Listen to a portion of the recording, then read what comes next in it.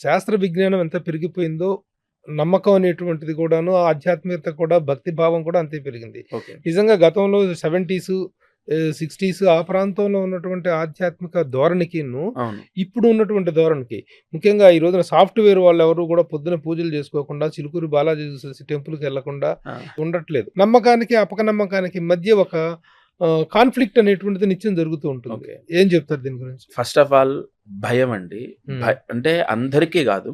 హ్మ్. భక్తి ఉంది కొంతమందికి. హ్మ్. ఎక్కువ శాతం టెన్షన్‌లో గుడికి వెళ్ళే వాళ్ళ యొక్క పరిస్థితి నేను చెప్తాను. హ్మ్. భక్తితో వెళ్ళే వాళ్ళున్నారు. కానీ భయంతో వెళ్ళే వాళ్ళున్నారు. హ్మ్. సమస్యొస్తే విపరీతంగా దేవుడి చుట్టూ తిరిగే వాళ్ళున్నారు. హ్మ్. ఇక్కడ ఏమైపోతుందంటే మీరు 60లో, 70లో ఫోన్‌లు లేవు. హ్మ్. మనిషికి టెన్షన్స్ లేవు. ఇక్కడ ప్రధానంగా టెన్షన్ ఏర్పడింది ఫోన్ వల్లే. మీరు అవునన్నా, కాదన్నా. హ్మ్. ఎంత మనకు ఫోన్ వల్ల ప్లస్ అవుతుందో, దానికి ఇంకొక పిసరంతా మైనస్సే ఉంటుంది తప్ప, హ్మ్. అనేక విపరీతమైన టెన్షన్స్‌కి గురవుతున్నాడు ఇవాళ మానవుడు. విపరీతంగా టెన్షన్స్‌కి గురవుతున్నాడు, మోసపోతున్నాడు. అనేక వ్యాపారాల్లో అవ్వచ్చు, ఇంకో దగ్గర అవ్వచ్చు, పెట్టుబడులు పెట్టి నష్టపోతున్నాడు. హ్మ్. ఉద్యోగం చేసేవాడికి ఇప్పుడు ప్రభుత్వ ఉద్యోగం ఉన్నాడు. టైంకి జీతం వస్తుంది. అతని లైఫ్ ఇక సేఫ్ సైడ్‌కి వెళ్ళిపోయింది అనుకుందాం. అతను ఏం చేస్తాడో తెలుసా? ఆ వచ్చిన డబ్బు ఎక్కడో సేవింగ్స్ చేద్దామని ఎవరికో ఇచ్చి అలా నష్టపోయి అక్కడ స్టార్ట్. అతనికి ఫోన్లు చేయటం, ప్రతిరోజు 10 సార్లు ఫోన్ చేయటం, అతను ఫోన్ ఎత్తకపోవడం, స్విచ్ ఆఫ్ పెట్టడం, ఆ టెన్షన్స్, ఈ టెన్షన్స్, ఆ డబ్బు రావాలని మళ్ళీ జ్యోతిష్కుడిని కలవటం, లేదా పలానా గుడికి వెళ్ళడం, లేదా పలానా ప్రదక్షిణాలు చేయటం, పలానా దేవుణ్ణి దర్శిస్తే, పలానా దగ్గర నిద్ర చేస్తే నీకు పోయిన డబ్బు వస్తుందని ఇలాంటి భయం ద్వారా భగవంతుడిని ఆశ్రయించే వాళ్ళు ఎక్కున్నారు. భక్తితో చేసేవాళ్ళు ఉన్నారు. అయితే మూఢనమ్మకము కాదండి. మూఢనమ్మకం ఏమి ఎప్పటికీ కాదు. కానీ మనకు వచ్చేటటువంటి కష్టాల వల్ల భగవంతుడిని ఎక్కువ ఆశ్రయించడం. ఎందుకంటే భగవంతుడు అన్నది నమ్మకం. భగవంతుడు అనేది ఒక బలం. మీరు చెప్పే జ్యోతిష్యానికి గాని, మీరు చెప్పే ప్రవచనాలకు గాని, మన హైందవ ధర్మం అనేటువంటిదే ప్రామాణికం. అవునండి. హైందవ ధర్మమే మూలం. ఓకే.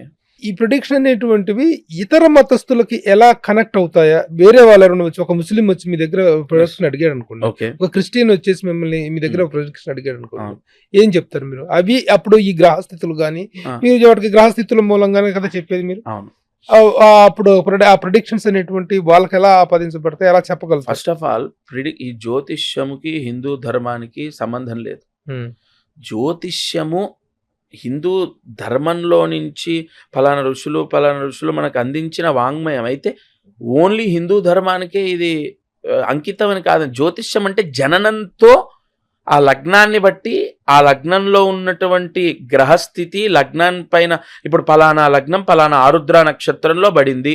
ఆ ఆరుద్ర నక్షత్రాధిపతి ఎవరు? రాహు. ఖచ్చితంగా ఈ వ్యక్తి చనిపోయేలోపు జూదంలో డబ్బు పోగొట్టుకుంటాడు, లేదా జూదంలో కొంత డబ్బు సంపాదించి దానికి ఎడిక్ట్ అయి మళ్ళీ ఎక్కడో దగ్గర పోగొడతాడు. ఇక్కడ నేను ఆ ప్రిడిక్షన్ ఎలా ఇవ్వగలిగాను? ఫలానా లగ్నంలో పుట్టాడు కాబట్టి. అది ఏ మతస్థులైనా, ఒక ఎంతో మంది వచ్చారు ముస్లిమ్స్, ఎంతో మంది క్రిస్టియన్స్ వచ్చారు. ఒక ఆవిడైతే ఇదేదో ముఖస్థుతి కాదండి, ఆ స్వామి సాక్షిగా నేను చెప్తున్నాను, దత్తాత్రేయ సాక్షిగా, విదేశాల్లో చాలా పెద్ద పోస్ట్లో ఉన్న ఆవిడ కేవలం నన్ను కలవడానికి యుఎస్ నుంచి వచ్చి నన్ను కలిసి వెళ్ళిపోయారు. కేవలం నన్ను కలవడానికి. అంటే ఆవిడ మన మతమే కాదు. కాబట్టి ఒకటండి, మతానికి జ్యోతిష్యానికి సంబంధం లేదు. పుట్టుకకు జ్యోతిష్యానికి సంబంధం. ఆ లగ్నానికి, లగ్నాధిపతి యోగానికి. మీరు అడిగిన ప్రశ్న వృత్తి గురించి అయితే దశమాధిపతి, లేదు ఉద్యోగమా వ్యాపారమా సప్తమ స్థానం, లేదు పెళ్ళెప్పుడు అవుతుంది సప్తమాధిపతి. అలా మనం తీసుకుంటాం. వారు ఏ మతమైనా. మీరు జ్యోతిష్యం అనేటువంటిది నమ్మకం కాదు, శాస్త్రం అనే విషయాన్ని చాలా ఘంటాపదంగా చెప్తున్నారు. 100% చెప్తున్నారు. శాస్త్రము అంటే ఇంకోటి కూడా ఏంటంటే, శాస్త్రానికి ఉన్న నిర్వచనం ఏంటంటే, నిరూపితమైనదే శాస్త్రం. ఓకే. నిరూపణ లేనిది శాస్త్రం కాదు. ఓకే. మామూలుగా జనరల్ గా ఉన్నటువంటి ఒపీనియన్ ఏంటంటే, దేవుడు ఉన్నాడు లేడు అంటే, దేవుడు లేడు అంటానికి కొన్ని వందల వేల సాక్ష్యాలు చూపించవచ్చు. ఓకే. ఉన్నాడు అంటానికి ఉన్నది ఏకైక సాక్షి నమ్మకం. Okay. The faith is God అంటారు. ఫెయిత్ ఈజ్ గాడ్ అంటారు. అలాగే శాస్త్రము అనేటువంటిది, మీరు జ్యోతిష్యం శాస్త్రము అన్నారు. శాస్త్రం కారణాకారణ సంబంధాలను చూపిస్తుంది. ఇప్పుడు 2 parts of hydrogen and 1 part of oxygen constitutes water అంటాం.